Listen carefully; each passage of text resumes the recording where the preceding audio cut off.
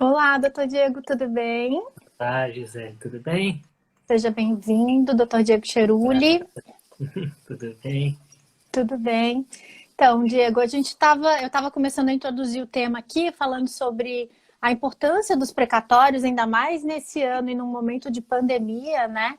Em que a gente tem tantas pessoas necessitadas da liberação desse valor.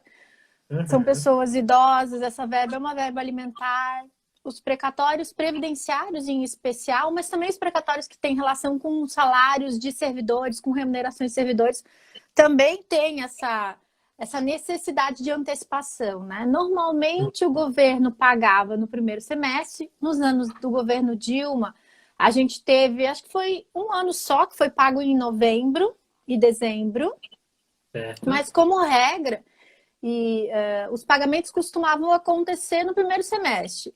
Março, abril, maio, os precatórios da União eram pagos. Esse Verdade. ano, né, as OABs já diligenciaram, tanto nas seccionais quanto o Conselho Federal, já fez um pedido ao CJF que fizesse a liberação desses valores, mas até o momento não se tem notícia se o valor vai ser pago no primeiro semestre ou não. O que se tem visto é uma movimentação, principalmente nos bastidores, e até eu já vou passar a palavra para você para nos contar um pouquinho mais do que tem acontecido no Congresso Nacional, mas muito movimento para tentar utilizar esse dinheiro ou como moeda de barganha, para que o governo consiga negociar outros valores, né, e outras verbas. Estados, municípios também usando isso, né, como argumento para diversos negócios ou organizações que eles estão fazendo lá de orçamentos. E o CJF omisso em não se manifestar se vai ou não liberar o valor. Lembrando que os precatórios de 2020, que são esses que estão sendo pleiteados a liberação, eles já foram previstos no orçamento do ano. Eles foram precatórios lançados até julho do ano passado, de 2019. O Verdade. orçamento já foi aprovado pelo Congresso Nacional. Então, esse dinheiro já está previsto e já estaria, teoricamente, à disposição para pagamento. O precatório ele é considerado pago em dia se ele é pago dentro do ano, né? Então, de janeiro a dezembro do ano, ele é considerado pago em dia. O que se está tentando buscar é uma antecipação, para que não fique para novembro, mas que seja pago no primeiro semestre. Diego, conta aí um pouquinho do que tem acontecido, né? Existe um projeto, alguns projetos de lei, mas um especial que é o 107 de 2020, também querendo vincular esse pagamento. Conta um pouquinho do que está acontecendo no Congresso Nacional sobre o tema. Então, boa noite, Gisele. Obrigado pelo convite de estar aqui com vocês no Notório Saber. Obrigado à equipe do Notório Saber também pelo convite. Boa noite a todos que estão nos assistindo. Basicamente, Gisele, o que está acontecendo aqui em Brasília é o que você já resumiu. O governo federal, junto com os estados e municípios, estão tentando ali negociar uma forma de evitar o pagamento dos precatórios para que sobre dinheiro para outras atividades, né?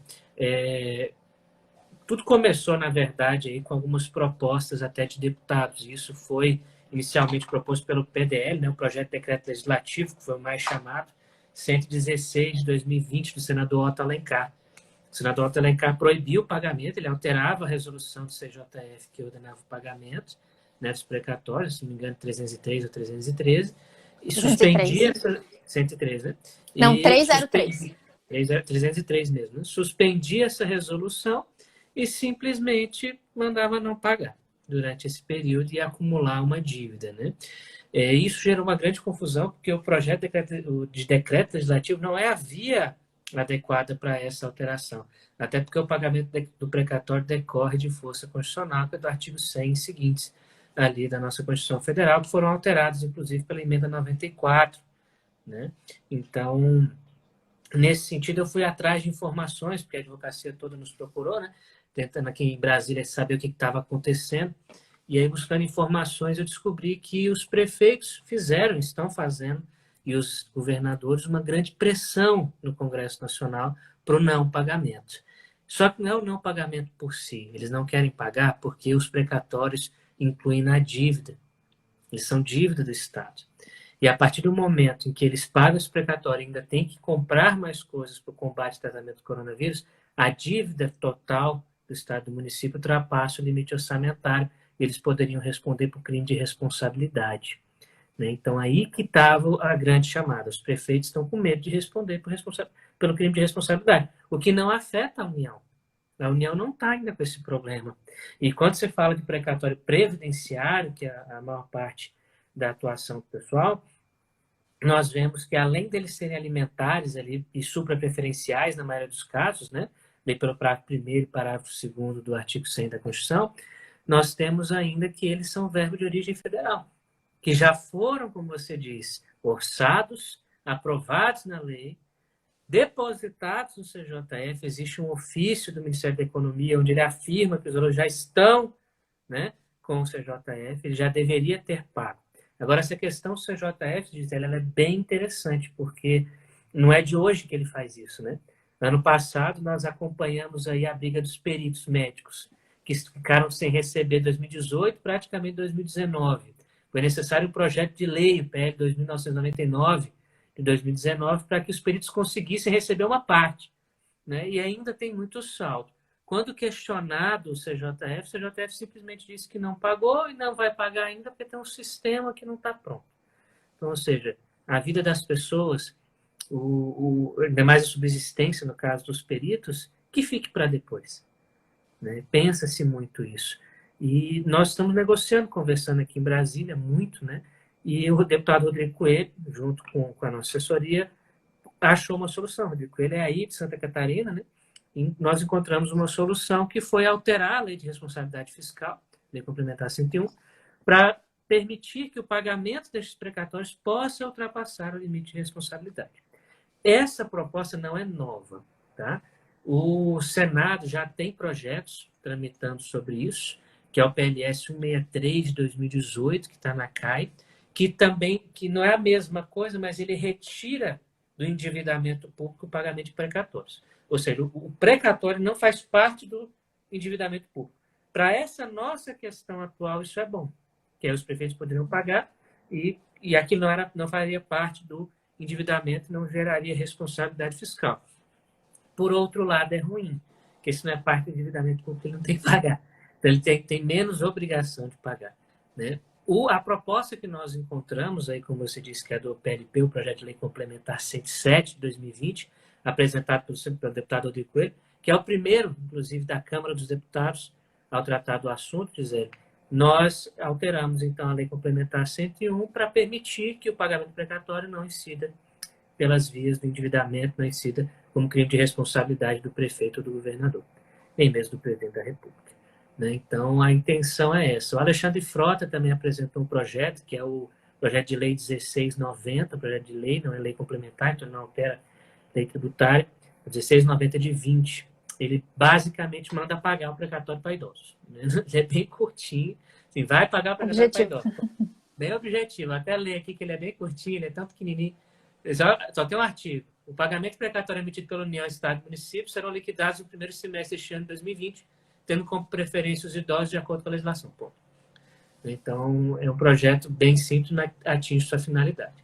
Hoje, aqui na Câmara dos Deputados, nós temos 14 projetos em tramitação, sendo o primeiro deles esse do Rodrigo Coelho, 107 de 20, que é do dia 22 de abril, e em seguida temos outros que tratam da matéria, alterando outras legislações, Lei Complementar 151, etc., outros proibindo o pagamento. Então, isso ainda vai chegar à discussão. Mas o grande problema que o pessoal tem que lembrar, Gisele, é que não é só uma briguinha aqui de prefeito ou de governador. Eles estão com medo mesmo da lei de responsabilidade fiscal. Com relação à União, aí sim existe um certo oportunismo. O ministro Paulo Guedes, na semana passada, declarou na mídia, né, nós até criticamos bastante isso pelo IBDP, de que os precatórios não iam ser pagos enquanto não fossem aprovados os pacotes econômicos que ele mandou para o Congresso.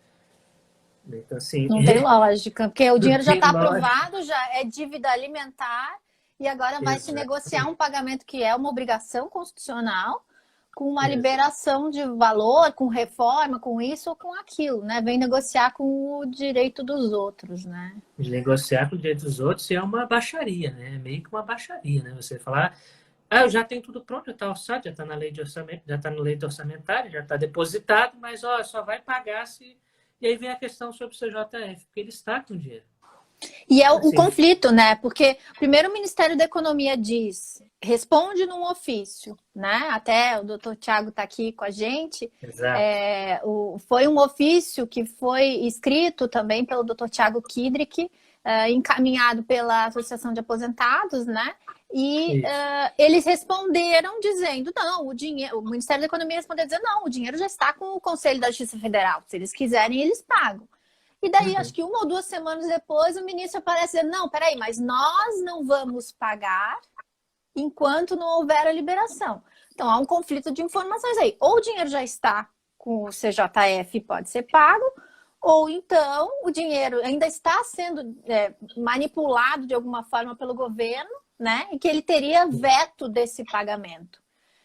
E daí o CJF não esclarece totalmente o que está acontecendo. Ele não libera, mas ele também não diz que a responsabilidade seria unicamente do governo. O governo já jogou para o CJF, mas ao mesmo tempo disse que não, que ele não vai liberar o pagamento. Então, parece que há, no mínimo, um diálogo entre, né, o Ministério da Economia e o Conselho da Justiça Federal para tentar viabilizar algum acordo, digamos assim, com relação a esse pagamento. Isso causa preocupação, porque penso que o CJF, se já tem acesso a esse dinheiro, poderia sim fazer a liberação para que esse dinheiro fosse injetado na economia, né? Porque Exatamente. A gente viu que as famílias estão sendo muito afetadas, principalmente as famílias daqueles que recebem de valor do INSS, né?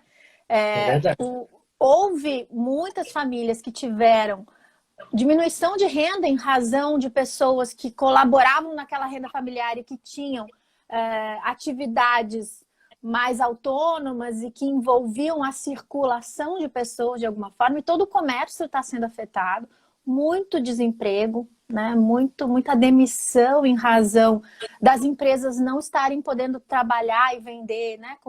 Como acontecia antes. Isso influenciou a economia e a vida de cada um de nós, né? E daí, nesse caso, a importância que teria esse dinheiro, que é um valor alimentar, que poderia ser injetado na economia nesse primeiro semestre, que é o semestre que a gente está sentindo já inicialmente todos esses efeitos da pandemia e do isolamento social que a gente está passando, né? Então, o CJF, aliás, deveria, a meu ver, se manifestar no mínimo para dizer, olha, eu não tenho como liberar porque o governo não depositou, ou dizer, não, o dinheiro está aqui e eu não vou liberar porque eu não quero, porque eu estou pensando em pagar outra coisa. Enfim, ele teria que responder, né? E a OAB... Pode falar. Não, o Conselho Federal fez a notificação já fez o ofício solicitando a informação e até agora não teve resposta, né? Pois é. Nessa questão desse ponto que você tocou do CJF de querer pagar outras despesas, né?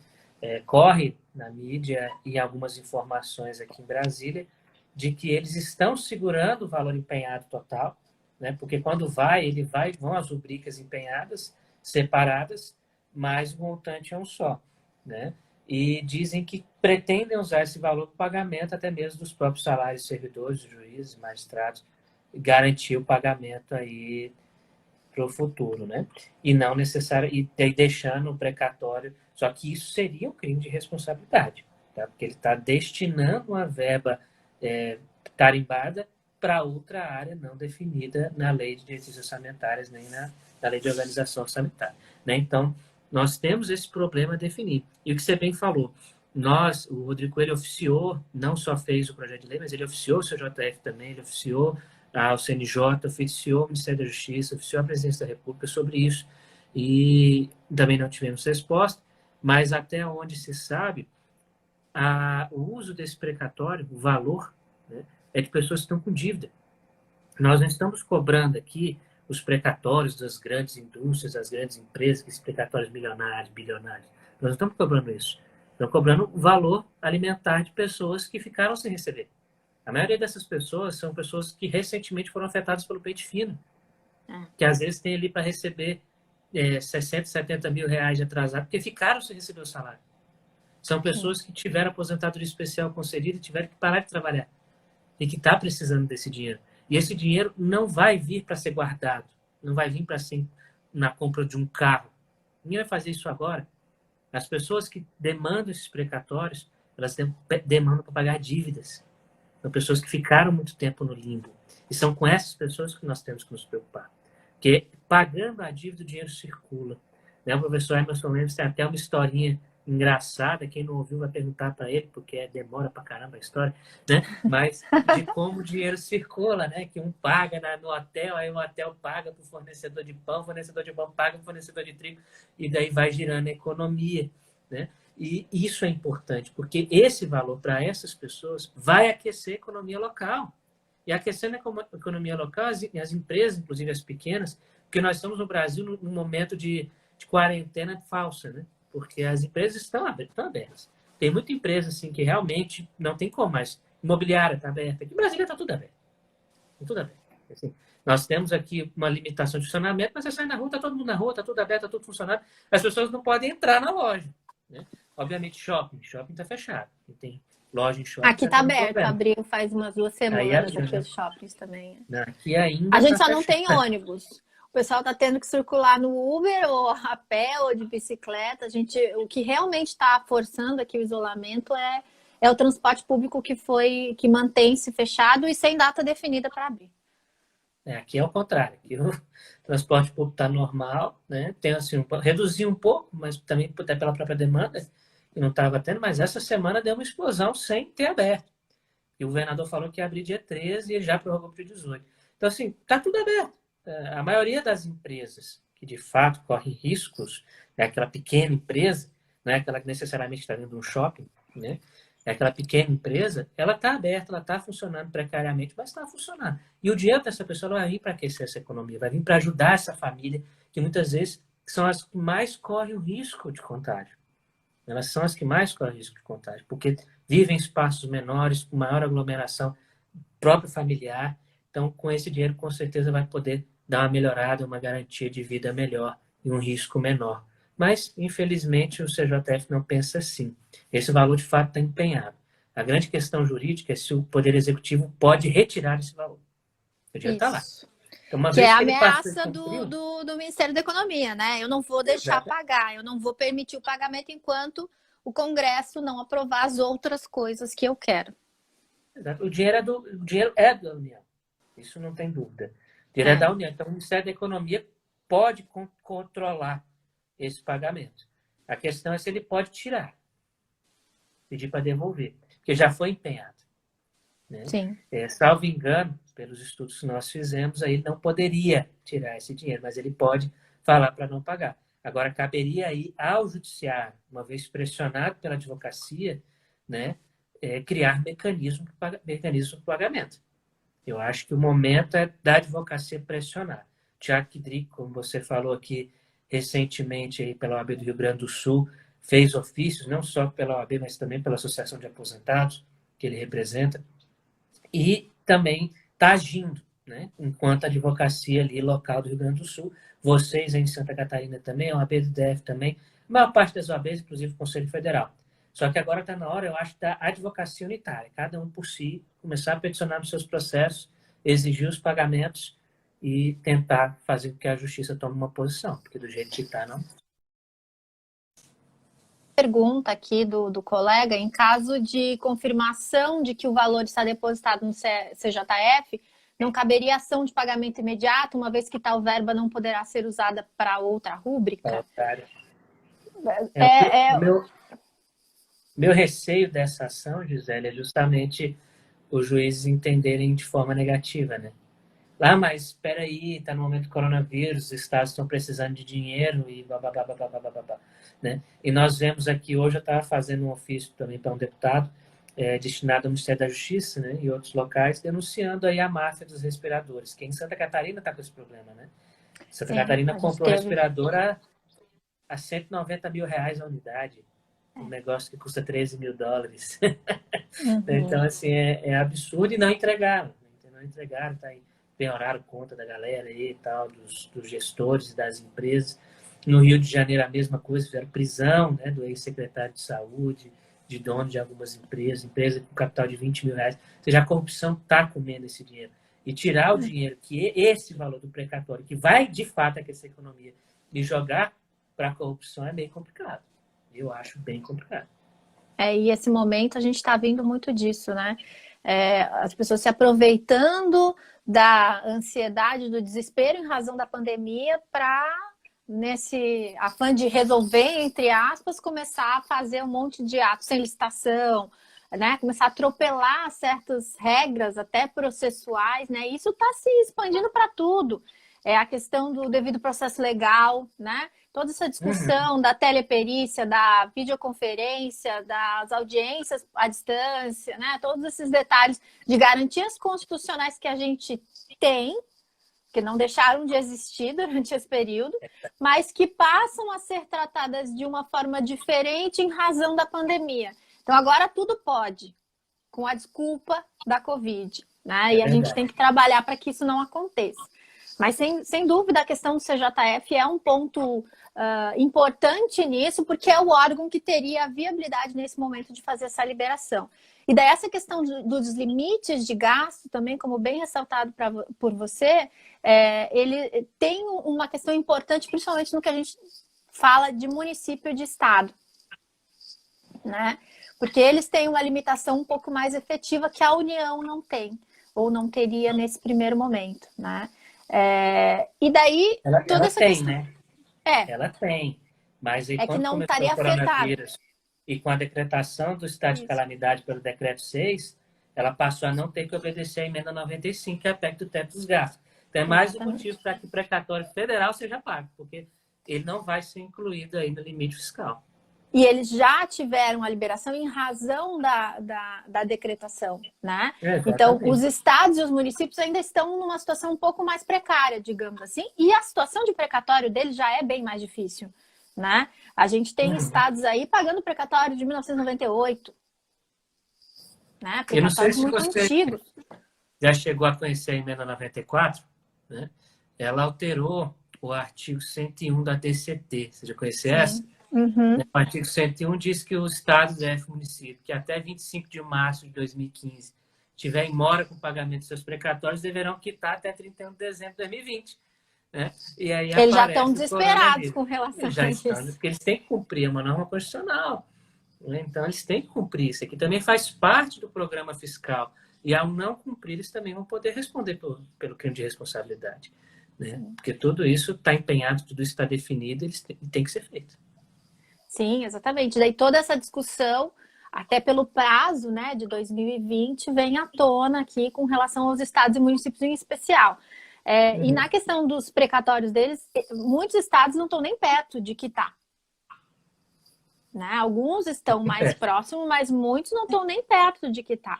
Não conseguirão, né? Ainda mais nesse contexto que a gente está vivendo hoje, cumprir esse prazo de 2020.